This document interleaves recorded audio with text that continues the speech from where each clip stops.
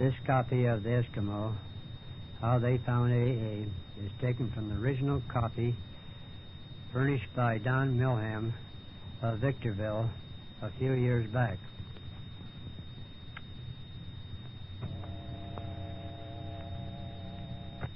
Was an alcoholic for 15 years. You will excuse me because I will not stand because I would not be able to hold up too long standing. I was an alcoholic for 15 years. The Eskimo alcoholic, of course, does not go through the various stages that I have heard speakers here in the States speak of going to a certain bottom, of going to Skid Straight, or a mental institution, or to a jail. The Eskimo alcoholic's wife the blunt end of these blows by getting beat up, hit in the face with a salmon, threw out in 80 below zero weather to go back to her folks.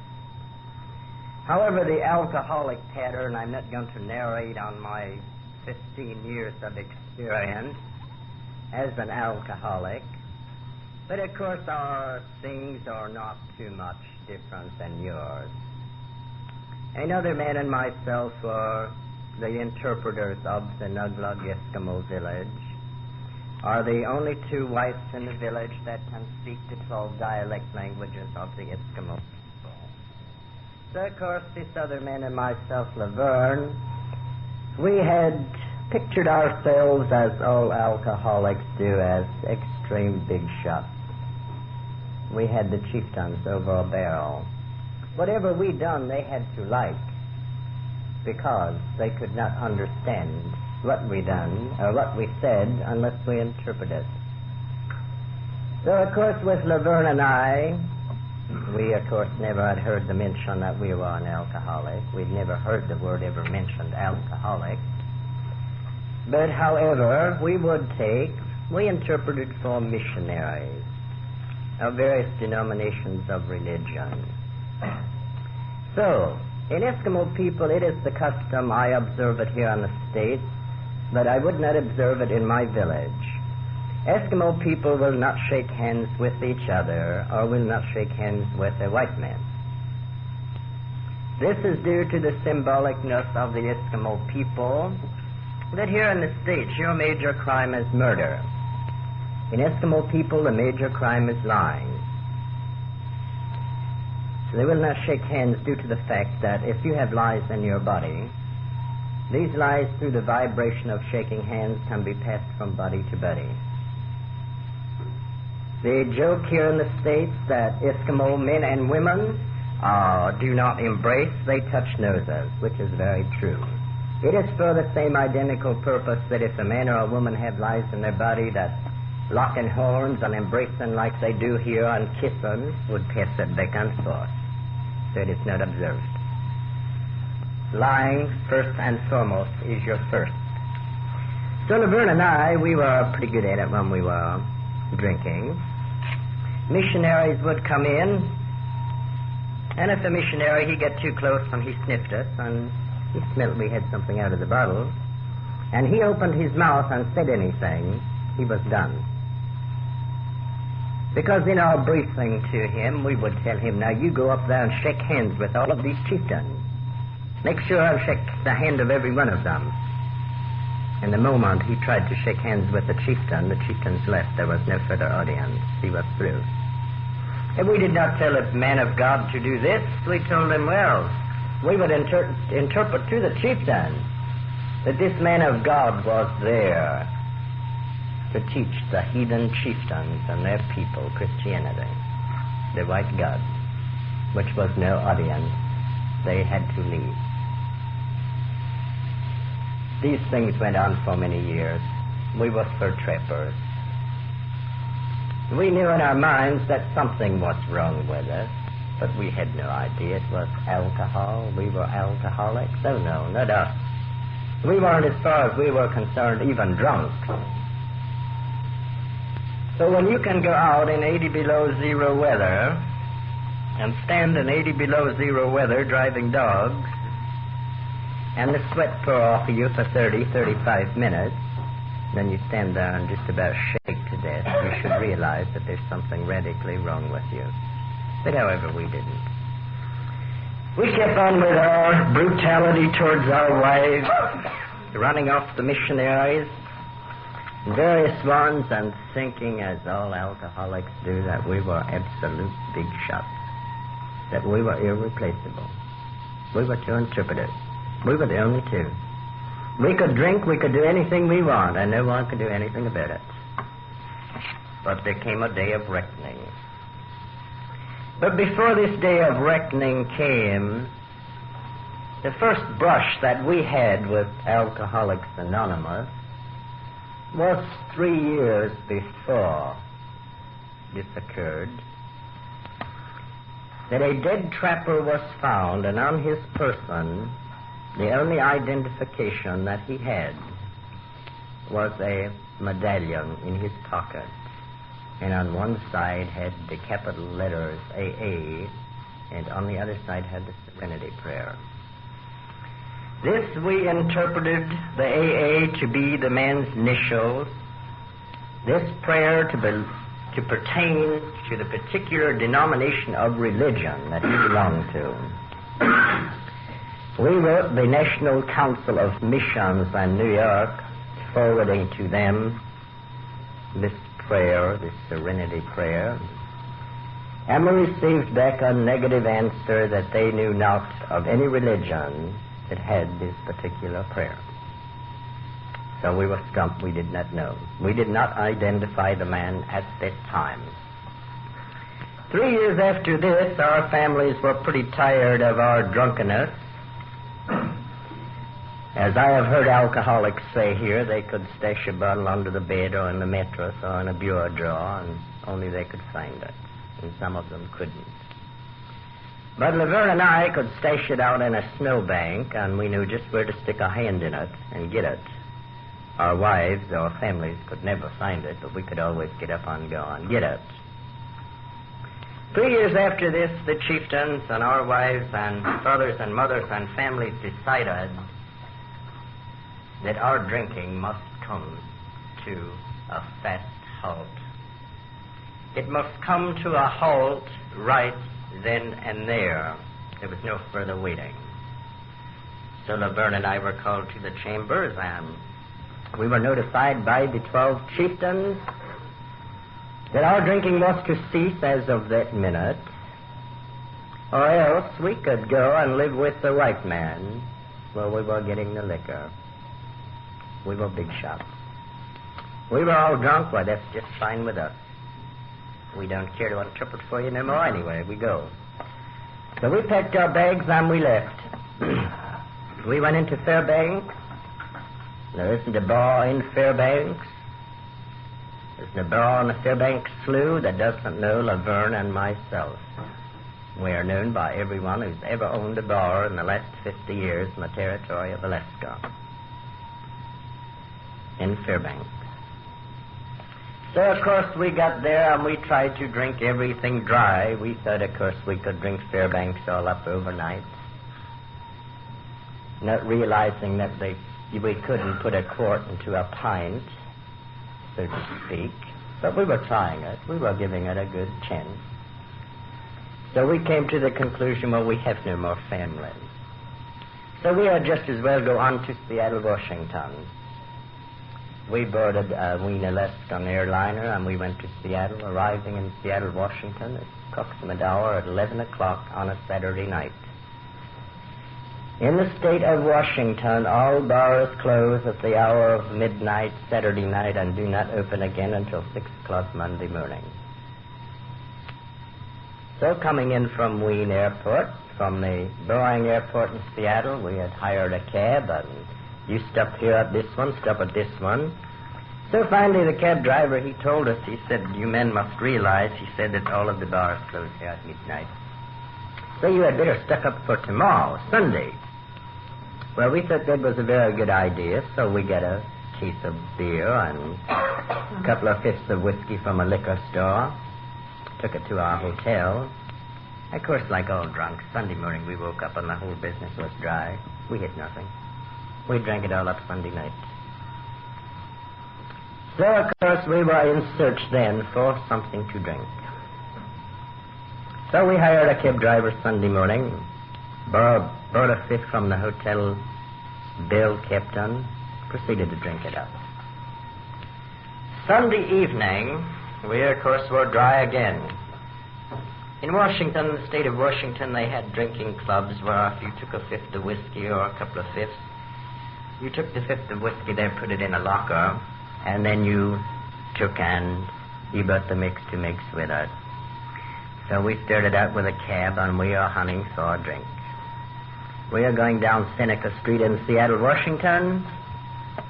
The cab driver passed 2 glass doors, and on one in big letters said, alcoholic. And in gold letters on the other door said, anonymous. The cab driver, he said, you boys are in luck. There's a drinking club, and it's open. So at all God's speed, we had him stop.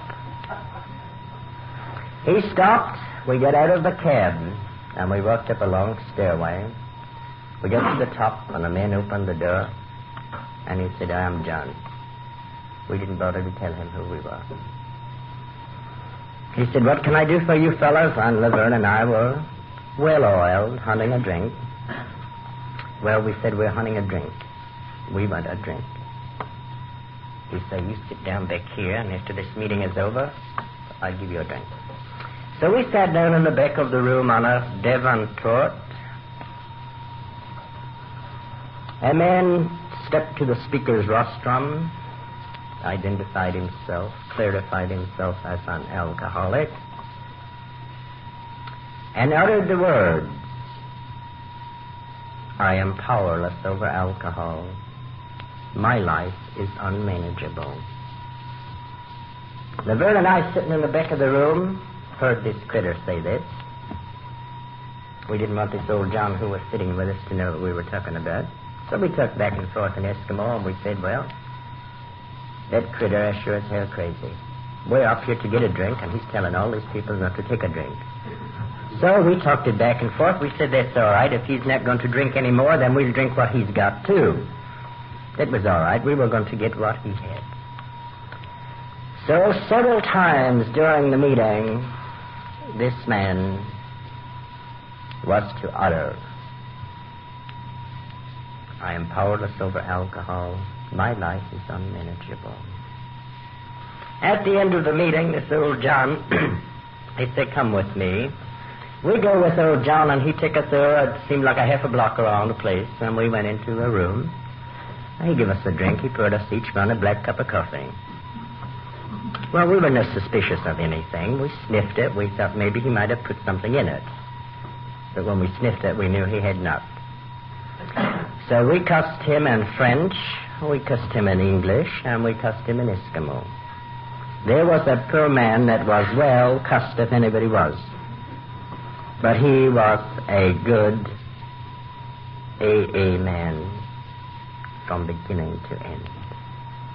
He took, instead of getting all shook up and excited, he was placing AA literature in our pocket. We were going down the stairs, and you can picture 2 drunks coming down a stairway and flipping this literature all over in the air and on the stairs and on the sidewalk in front of the meeting, the Alcoholics Anonymous. We were to flag a cab down, and of course we jumped all over the first driver, told him that the other driver took us there. There's supposed to be a drinking club, and we went up there, and it was a drinking club. They gave us coffee. So he said, you fellas win a battle? Oh, yes, we win a battle right now. So he said, who are you fellas? We said, we're foot trippers from Point Wainwright. Oh, he said, can you prove it? Yes, let's go to the hotel. So we went to the hotel. The hotel said we were foot trippers. So he'd sell us a bottle, $25. And we slick. We had to hide it from the police, so we had it under our coats and slip into the hotel with it. So we go up to our room, and Laverne, he lay on one twin bed, and I lay on one twin bed, and I look at Laverne. I say, what do you think that critter meant while he said, I'm powerless over alcohol, my life is unmanageable? Laverne said, I didn't know. I was going to ask you the same thing. I said, well, I didn't know. So we took an argue bed at half of the night, and we go to sleep. So the next morning we get up, we get in the elevator, and we pester the elevator operator. No, she didn't know nothing about it. We go to the hotel manager, he don't know. Bill captain don't know. Room clerk don't know. Waitress in the coffee shop don't know. Nobody knows what this man meant. So we decide, well, we are going back to Fairbanks. So we get our clothes and go to Boeing Airport, catch a plane back to Fairbanks.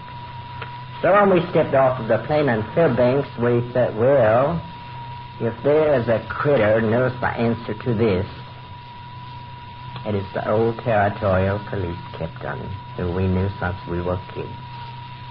So down we go to his office and march in. They say, what's the matter, you boys? Say nothing.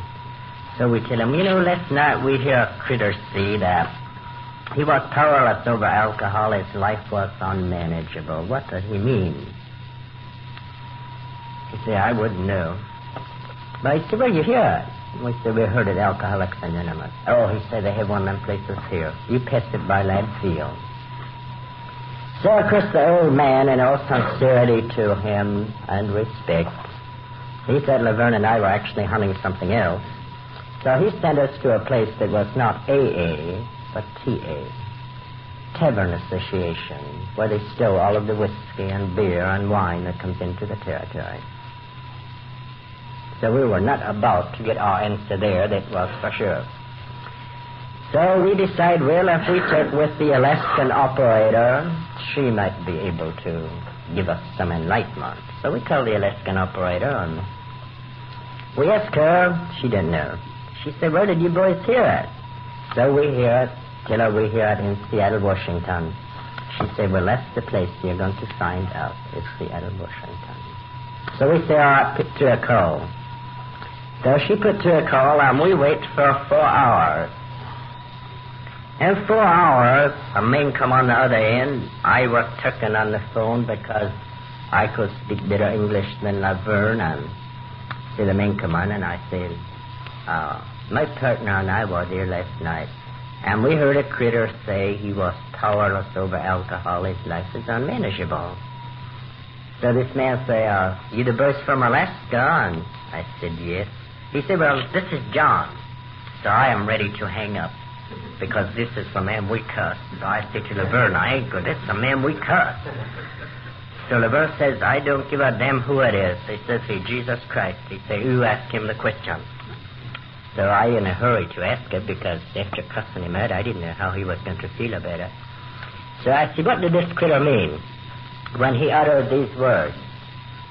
I'm powerless over alcohol. My life is unmanageable. He said, I could tell you, but you are talking long distance. It's costing much money. So he said, I will send you a book. So I said to Laverne, he's going to send a book. Laverne says, send a book. Maybe we get it 1 month. Maybe we get it 3 months. So I tell her, so John, and he said, well, how can I make it faster? I said, well, if you take it to Boeing Airport, to the Wien Alaskan Airlines, give it to the pilot, we wait. So he said, all right, he took it right to the Boeing pilot. So we go to Lad Field, and we sit in Lad Field, arguing back and forth what this man meant for 12 hours. For 12 hours. Finally, the wind plane from Seattle lands, and we run out. We almost be killed by the propellers to get there, to get what this man sent. We run out of answer. So we got the book. This book we took, and we decide where we're going to go home. So we get a bush pilot and we go home. So when we are landing in the village, all of the villagers and chieftains and everyone come out to see who is coming in. Well, I see Laverne and I jump out of the plane, and we are not drunk, and we have no liquor with us. All we have is this little package. So we don't speak to our wives or nothing, because we are mad at them yet. We had our resentments because they chased us off. We were still mad, so we were not talk to none of them. So I went home. I tell my wife to go over to your mother's house. I didn't want you over here. So she went to her mother's. So Laverne and I go in. We share the paper off of this book. It was the old book, the red one. So he and I sit down and we flip the pages and think we're going to find this answer right this minute. Look, no. Go to the middle, no. Go to the back, no. So we look at each other and wonder how we're going to find that. So then we decide that the only way we are going to get the answer to what this man said was to start at the beginning and read clear through until we find it. So we sit down, I read for a little while, he read for a little while, he read for a little while, I read for a little while, and we keep going. So, we stay sober with the book, reading back and forth, Laverne and I, for 1 month. 1 month the chieftains call us in, say, how come you boys are not drinking no more? Oh, we say, we got a book from Seattle and Washington, and this book is keeping us from drinking. Oh. A book? Yes. Well, the chieftains say, you destroy this book because it's evil. Say, your chieftains know, many years chieftains. White man cannot put alcohol in a bottle and then take it out with a book. It is evil. Destroy this book before it destroy you. Oh, no, we're not going to do that. They say, well, if we get a chance, or your families get a chance, the book will be destroyed. So we say, no worry, you're not going to get any chance. So we say, we're going to catch 2 full-blooded, full breeds in the village, and we're going to see if what we can do for them. So no, you are half white, you are breeds, you are Laverne, all right, but no with the full blood. Well, we're going to do it anyhow.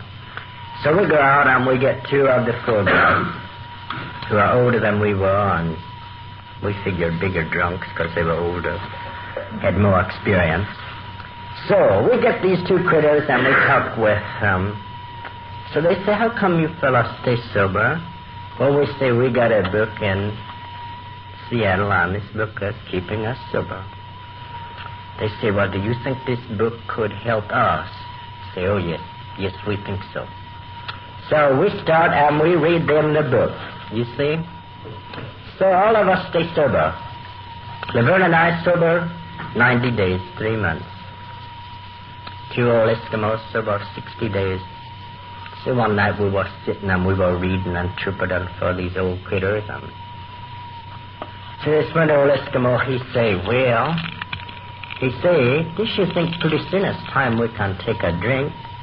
He say, we have read enough now and learned enough from this book that this book take the drunkenness out of the whiskey. There be no more drunkenness in the whiskey, so we can drink that now. Oh, yes, we think that that's right. That's good. So we take and we get a bottle of whiskey. We stay drunk for 8 days. 9 days, we wake up back where we were before, just in the same position. So the chieftains are very happy. When we come out of the drunk, they come. You see what your chieftains tell you, this book is evil. If this book was so good, you would not happen like this. So you destroy the book. No more have it. Let us destroy it. No, we're not going to let you take the book. Because it is not the book, it is us. Somewhere we do wrong. No, that's the book. No. So we said there's only one way we are going to find out where we done wrong. That is to call old John of Seattle again. So we put through a long-distance call, and we shake this poor old critter out of bed at 3 o'clock in the morning. 3 o'clock in the morning, he answered the telephone. So he say, what? He say, are you in trouble? I say, yes, we are in trouble with the chieftains, we are in trouble with our families, we are in trouble with everybody. So I tell him what we do in 3 months. Told him how we had went down the steps, how we wrote all of the missionaries in the United States, those that came from England, and told them what we done, how we interpreted and made our amends to them. Sorry to our families and everyone. But here 99 days later, we're back again. So he said, all right. He said, you boys have gone to many extremes, he said, to find what the speaker meant when he uttered the first step of the program. Now he said, I want you to take and do this. He said, you went to them extremes. He said, now put this underneath. I am powerless over alcohol. My life is unmanageable. And that is that you cannot take one drink. Now try that. So we tried. We get started all over again, much against the good wishes of the chieftain. We continued with our meetings. Our group commenced to grow and grow because we were narrating and using only the one big book. At the end of 4 calendar years, the chieftains came to a decision. This book was a little bit too much. So they had to plot a way that they could get rid of this book. And they plotted that they would have this book interpreted. That way, they would have access to the book, and they could get it and destroy it. But Laverne and I, of course, had that alcoholic thinking, and we had surmised what they were up to. To an Eskimo chieftain, you do not take a book and open it and read to him. He sits alongside of you like Max is here and takes his finger and he puts it on each word, and you tell him what each one is. You interpret each and every word, regardless if the word is repeated 20 times in the course of a page. But you're always sure to hang on to the book like this, because he's going to grab it over here if you're not, because all he wants is to destroy the book. Laverne and I took and interpreted this book. It took us 4 calendar years, each day for 4 calendar years, to interpret the book to the chieftain. At the end of the 4 calendar years,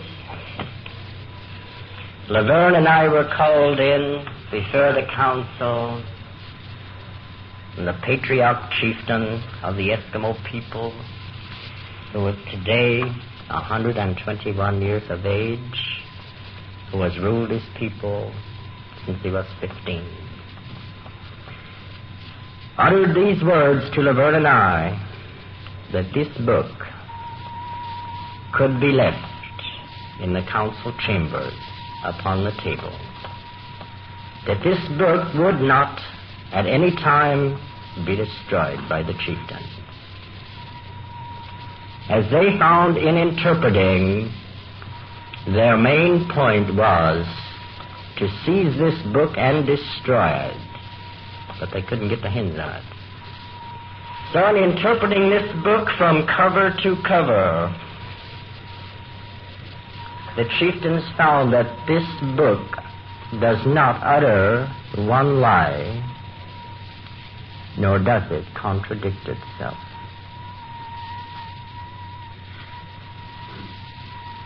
So,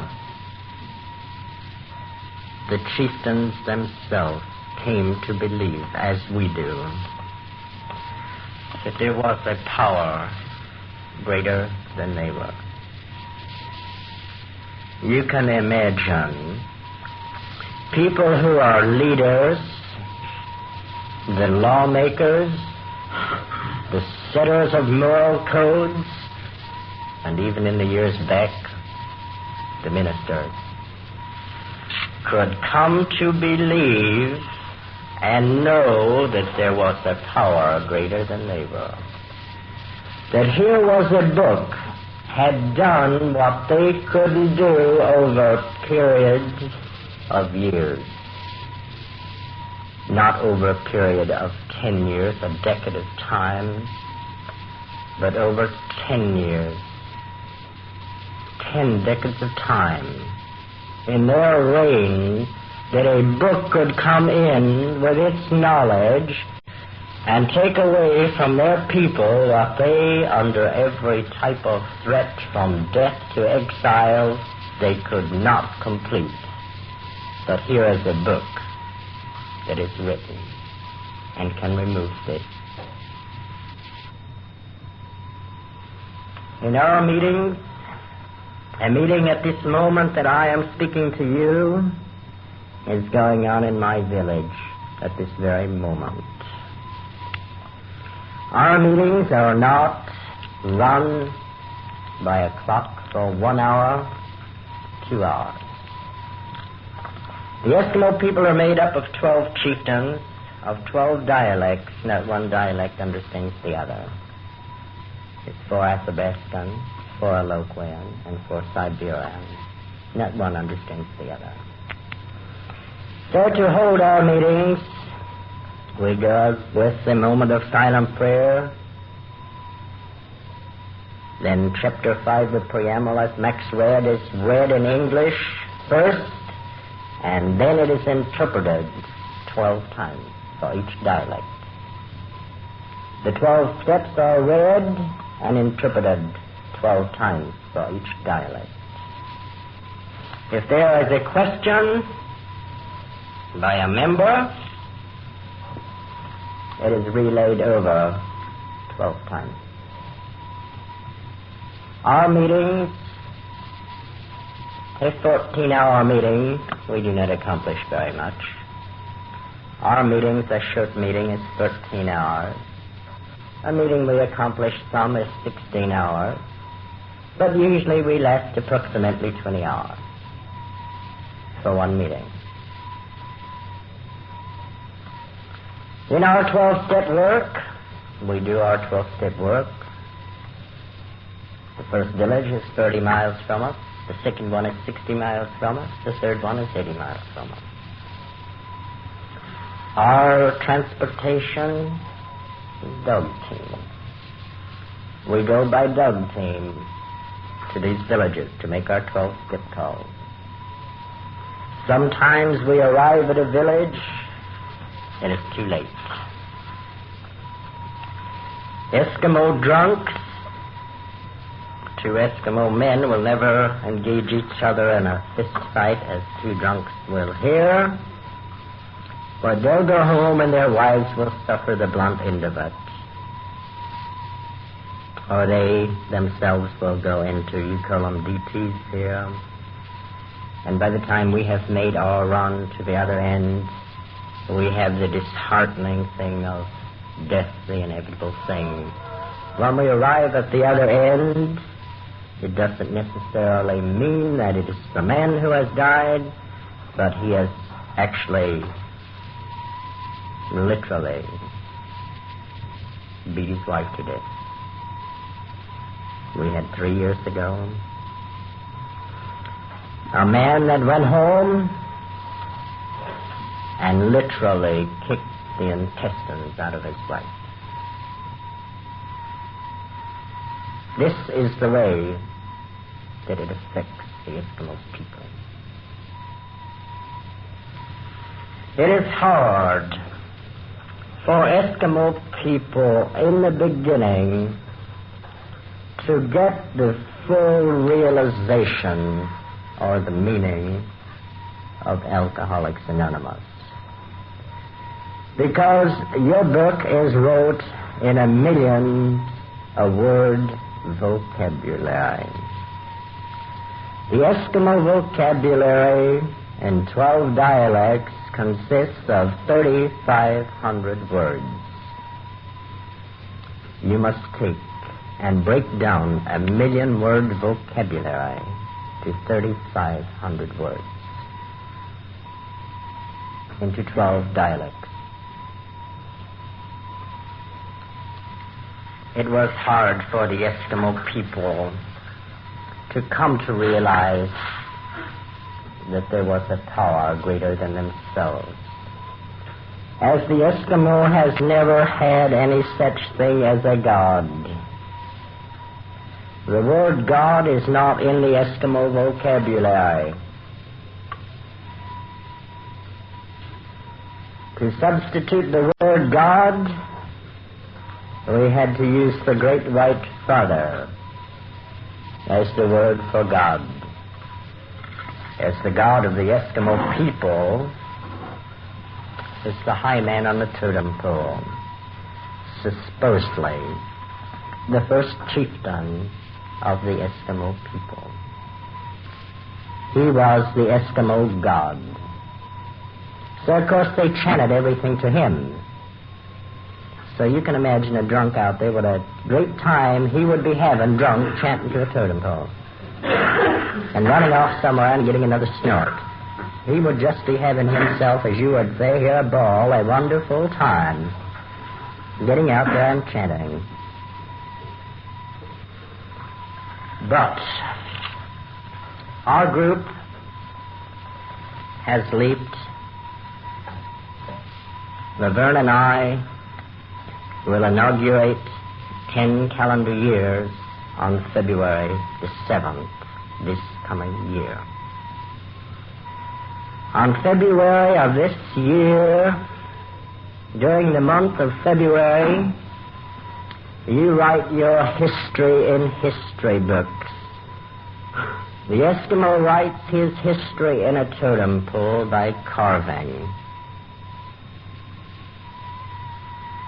Every 10 years, every decade of time, the totem pole is carved. This decade of time on the totem pole will go the two letters AA, for what it has done for people. When we take and we can visualize, and we visualize that a program, the book tells us that alcohol is cunning, it's baffling, and it's powerful. We know that. But we can reverse that and look at it. There is nothing cunning about AA. There is nothing baffling about AA. But AA is twice as powerful as alcohol. If we as individuals, we want it, we have to run it. When we run it, we will find that it's very powerful. When we come to look at it, you sum it up. Take two men who had never heard of such a thing as Alcoholics Anonymous, who were out in search of a drink, but were to be guided and directed to where they would hear the words, I'm powerless over alcohol, my life is unmanageable. That it was to become a haunting refrain. So haunting and so tantalizing that two men would want to know the answer to just a man's verbal saying. When we are drinking,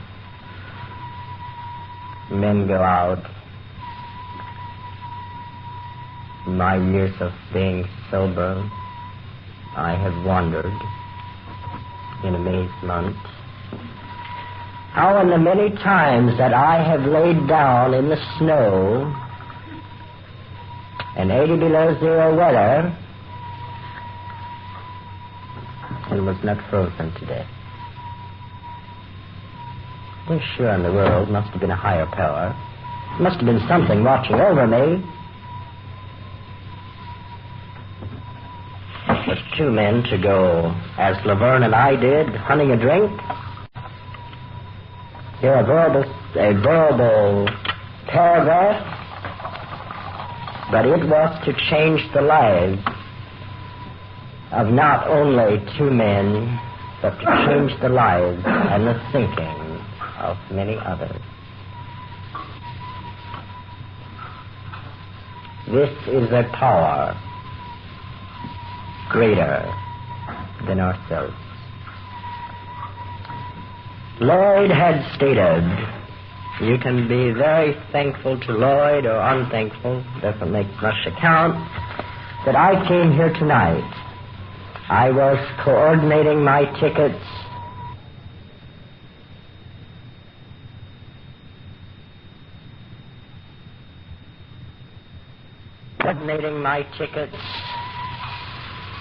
I had fully, more or less intended to go on to Kingman, Arizona for my next rest period before Albuquerque, New Mexico. But in a formal conversation, Lloyd had said that he would call here if I would stop in Barstow. And then Lloyd decided that if I would stop in Barstow, he would come to Barstow. I had my tickets in my pocket, and I griped all the way over because I didn't want to give the Greyhound lines the $3 and some cents it cost to come from San Bernardino here. But, of course, my arm was twisted, and I'm here. I, however, am very pleased to have come to your group. This afternoon I have had one of the most wonderful experiences in my time spent in the United States. I was rather awe-stricken to see and know that such a place as the workshop in San Bernardino existed. We do not know in my country that there is such places, and how wonderful they really are. During the course of, I have spent since February of last year in the United States,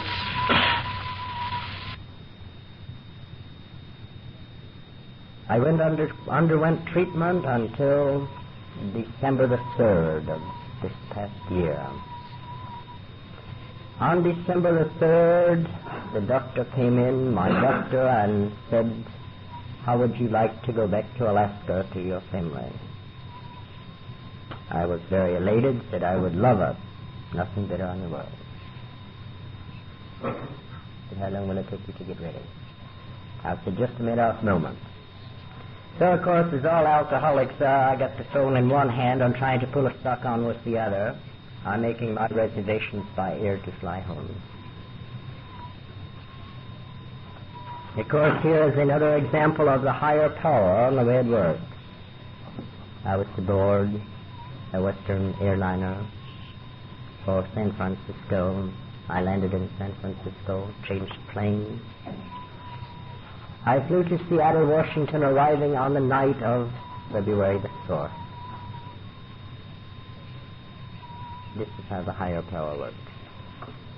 As we were circling SeaTac to Seattle-Tacoma Airport, the pilot spoke over the intercom system and said, the man who has disdained to Alaska will please stop at the Alaska airline ticket office. I left the plane. I went into the airline. The airline said, sir, our flights to Alaska due to weather conditions are canceled. You can take any taxi or any transportation to Seattle, take any hotel you wish in Seattle, and we will assume the payment of all bills until such time our flights are coordinated. I went into Seattle, Washington, took a hotel the night of December the 4th. I was stricken with rheumatic fever.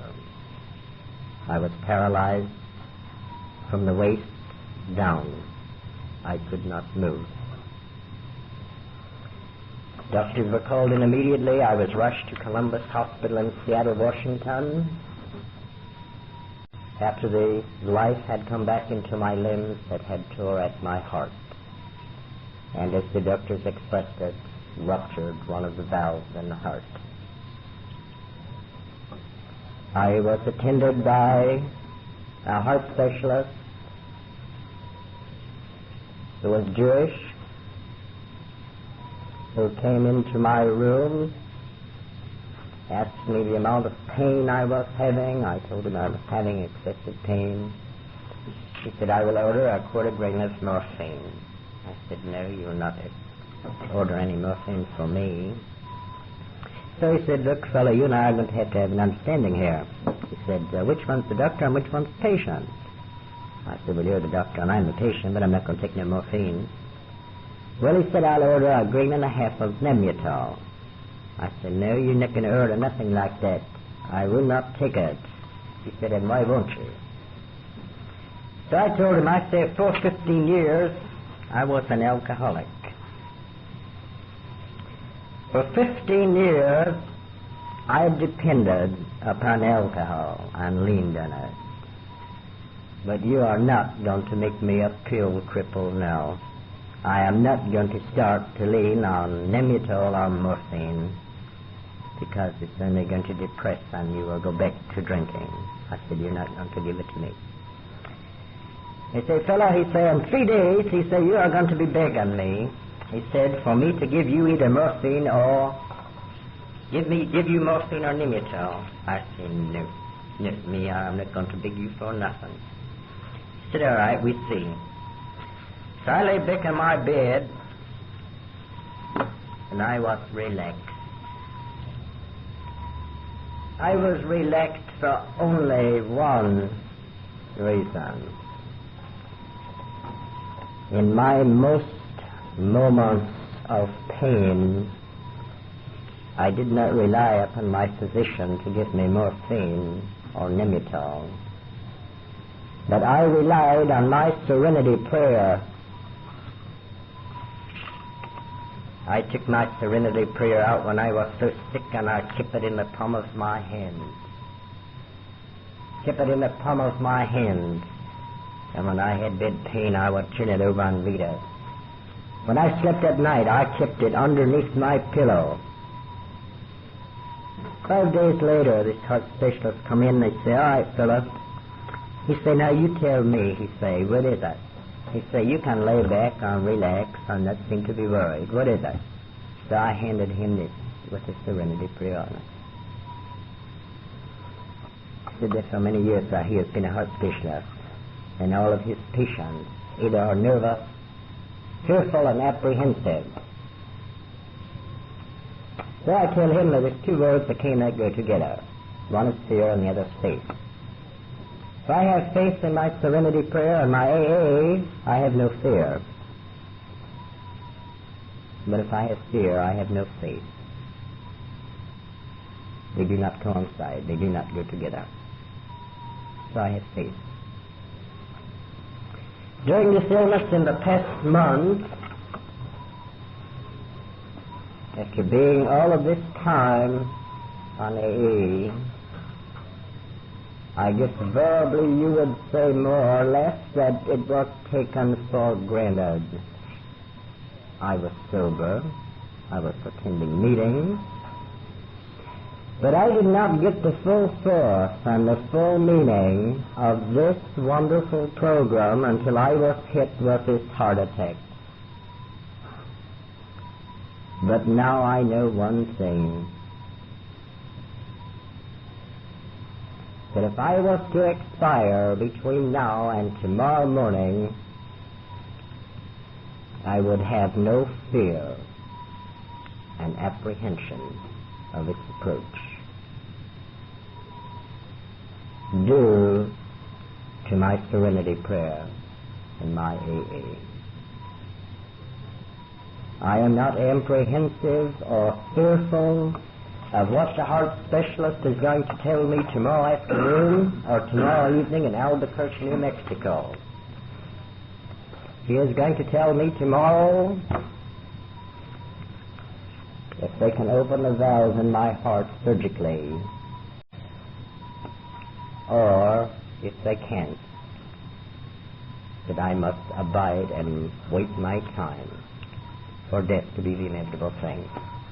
I am not fearful or apprehensive of seeing that surgeon tomorrow, because I have my faith, because I know that through my serenity prayer I am going to accept whatever he says. It's not going to worry me. It's not going to worry me that I'm going to run into a bar and have a cocktail or a beer, because I have my faith in that book and in this program. During the course of my illness in Seattle, Washington, I had summed up in a narrative what the strength of AA really is. I would like to read you the narrative. This, to me, I call the strength of AA. The peculiar strength of the AA program is that it allows us, men and women, alcoholics, to be honest with ourselves, our families, our employers, our employees, and our neighbor. We are unable to face the past with its records of failures and successes, defeats and victories, without faking the score. We are unable to face the future with its uncertainty and danger without pretending that it's easier than it is. AA does this for us alcoholics. We need not frame perfection, even though we are under judgment against the standard of perfection. Now our confidence is no longer in our own capacity, but in the higher power, as we actually experience it in the course of our AA association and meetings.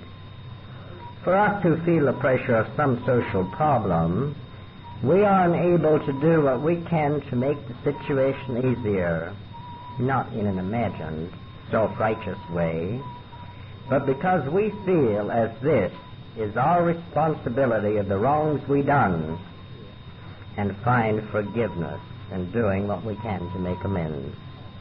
Justification in our AA gives us alcoholics the realistic basis we need for dealing with our own conscience and with our practical situations. But most of us alcoholics need to have our convictions in this area continually reaffirmed and strengthened, because it is easy for us to justify ourselves through our own actions. In the strength of AA and a higher power, we alcoholics may dare, while still knowing ourselves to be selfish, imperfect people, to do what we believe to be a higher power's will, a power greater than ourselves. That is what AA means to me. There is no verbal thank you or anything that any one of us can give to AA. When we consider how little we give to AA, all we actually give to AA is our little bit of time till we attend meetings. But what does AA give to us? What does it give to us alcoholics?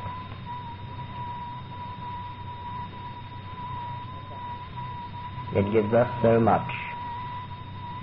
much to be thankful for. alcoholism is not a respecter of persons. It's not a respecter of financial brackets. It's not a respecter of a race of people. Look at us dirty old Eskimos way up in the north, and we have the problem. The inevitable question arises, how do they get the whiskey? People come in, fur buyers. Eskimo people in that country are all professional fur trappers, trapped for silver fox, sable, mink, ermine, marten. Fur buyers come in. Instead of bringing money with them, they bring the bottles. That is the beginning of it. That starts them. At home, in between our meetings, the Eskimo people are practically all musically inclined. Practically every home in the village has one of these old-fashioned crank-up phonograph machines. So when the Eskimos are not at a meeting on their home in the village, they'll meet in somebody's house. And Laverne and I have marked records for them. And they play a musical AA game, which they remind themselves of this program. Very seriously, they will play the song, put it on the strings of I Need You Now. They refer that back to when they were down and they needed the AA program. Then they will play the song, the best things in life are free. The AA, they get free. They will play the song, I'll get by as long as I have you, pertaining to the AA, as long as they have the AA. It means so much to people in such a distant and remote place. Can you visualize how two drunks can find all of the beauty that AA has in just hearing one man utter the words, I'm powerless over alcohol and my life is unmanageable. We have 385 members.